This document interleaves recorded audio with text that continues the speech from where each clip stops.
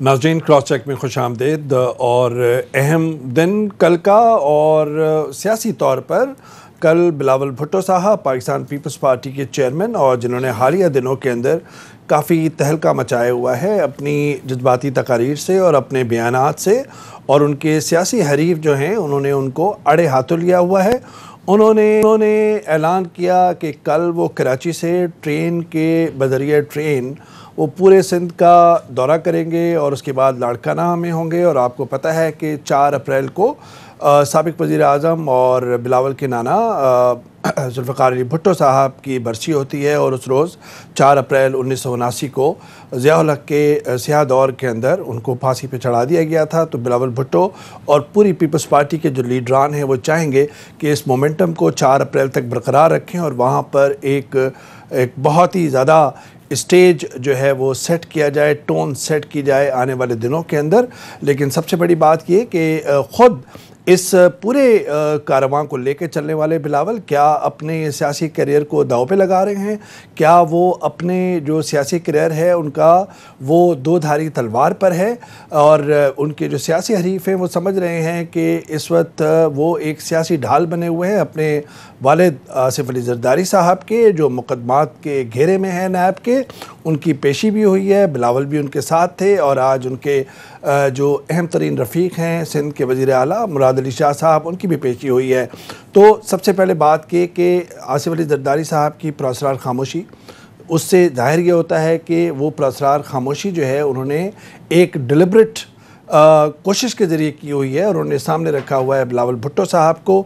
और बिलावल भुट्टो साहब जो हैं वो कहीं ना कहीं इस पूरे उस जो सियासी गेम है उसमें सामने हैं, और पीछे बैक सीट पर हैं आसिफ अली ज़रदारी साहब। लेकिन क्या उनकी पुरअसरार खामोशी उनकी गिरफ़्तारी से उन्हें दूर ले जाएगी, या वो करीब गिरफ़्तारी उनकी करीबी है, जिस तरह नैब के मुकदमात ने उनका घेरा लिया हुआ है।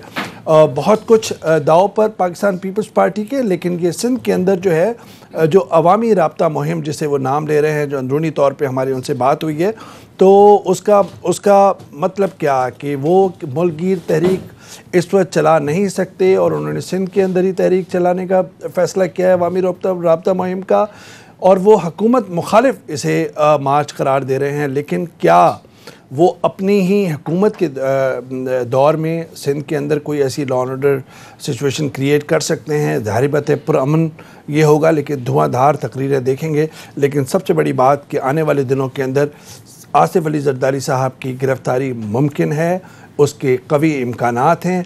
सिर्फ जो क़यास आराइयाँ हैं कि कितनी दूर है उनकी गिरफ़्तारी, तो बहुत गंभीर मामला है। और दूसरी तरफ नून लीग के कायद और साबिक़ वज़ीर आज़म नवाज़ शरीफ साहब की एक अहम जो उनकी एप्लीकेशन है सुप्रीम कोर्ट के अंदर, वो कल उसकी सुनवाई होगी, और वो है मेडिकल ग्राउंड्स पर वो अपनी सज़ा मौतली की उन्होंने अपील की है, और कहा है कि उनकी जो अदालत है वो बहुत ही शदीद है, तो उनकी सज़ा मौतली की जाए। उन्हें मेडिकल ग्राउंड्स पर वो अपनी पिटीशन पर रिलीफ मांग रहे हैं, और कल 2 ही सिनेरियो हैं कि उन्हें रिलीफ मिल सकती है, ज़मानत उनको मिल सकती है, या फिर रद्द हो सकती है। कानूनी माहिरीन का कहना है कि बहुत कभी इम्कान है कि कानूनी ग्राउंड्स पर बहुत मुश्किल होगा।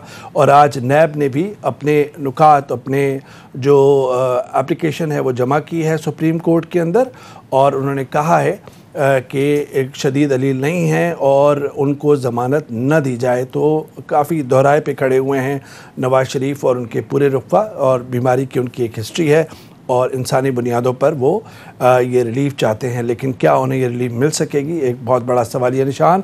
और आज ही इमरान खान साहब ने अपने इंटरेक्शन में सहाफ़ियों के साथ और जो न्यूज़पेपर ओनर्स हैं उनके साथ जो उनका इंटरेक्शन हुआ, उन्होंने एक ही तीर में 2 शिकार किए। एक तरफ उन्होंने कहा कि पीपल्स पार्टी जो है मुर्तकिब हुई है मनी लॉन्ड्रिंग के इल्ज़ाम के उसमें, और अरबों डॉलर्स का उन्होंने कहा कि इन पर इल्ज़ाम है। और दूसरी जानिब बिलावल जो है नैब के दबाव की वजह से रो रहे हैं, और उन्होंने साथ ही में ये कहा कि किस कानून के तहत जो है साबिक़ वज़ीर नवाज़ शरीफ साहब को इलाज के लिए बाहर भेजा जा सकता है।